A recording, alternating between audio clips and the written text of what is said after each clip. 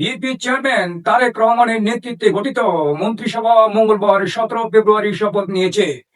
এর মাধ্যমে নতুন বাংলাদেশ আবারও গণতান্ত্রিক শাসন ব্যবস্থায় নির্বাচিত সরকারের আনুষ্ঠানিক শুভ সূচনা শুরু হলো।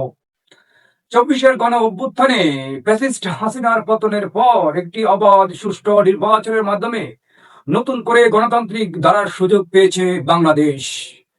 দেশি বিদেশি সব ষড়যন্ত্র নস্যাৎ করে ডক্টর মোহাম্মদ ইউনূসের নেতৃত্বাধীন অন্তর্বর্তী সরকার গত 17 মাসে রাষ্ট্র সংস্কার এবং একটি অবাধ সুষ্ঠু নির্বাচন আয়োজনের প্রাণপণ চেষ্টা চালিয়েছে।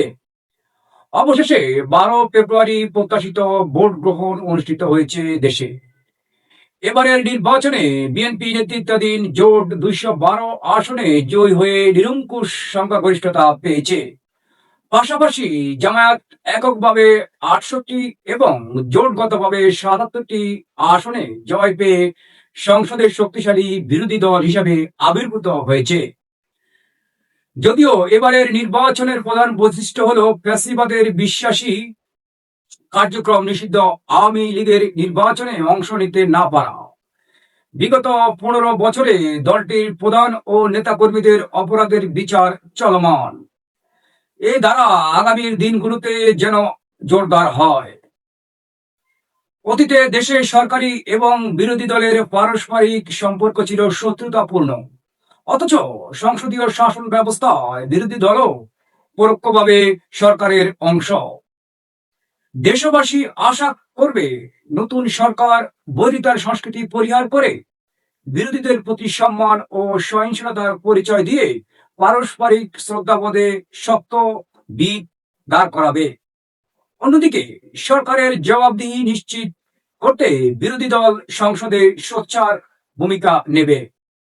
গঠনমূলক সমালোচনায় জনস্বার্থ রক্ষায় সোচ্চার থাকবে।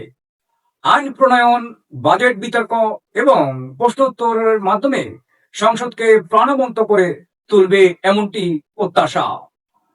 নতুন সরকারের কাছে জনপ্রত্যাশা হলো সুশাসন, দুর্নীতিমুক্ত ও জবাবদিহিমূলক শাসন প্রতিষ্ঠা, গণতান্ত্রিক মূল্যবোধ পুনঃপ্রতিষ্ঠা ও নাগরিক অধিকার সমুন্নত রাখা, নড়বড়ে অবস্থায় থাকা রাষ্ট্র মেরামত, পুনর্গঠন ও যথাযথ সংস্কার করা না হলে সামনে অগ্রসর হওয়া যাবে না। দুর্বল অর্থনীতিকে পুনরুদ্ধার করে স্থিতিশীলতা ফিরিয়ে আনা বিশাল চ্যালেঞ্জ হয়ে থাকবে। নিত্যপণ্যের দাম নিয়ন্ত্রণে দুষ্ট চক্রকে পর্যদস্ত করার পাশাপাশি অগ্রাধিকার ভিত্তিতে সমাধান দিতে হবে। দায়িত্ব নিয়ে প্রথম দিন থেকে সরকারকে সতর্কতা ও বুদ্ধিমত্তার সাথে পথ চলতে হবে।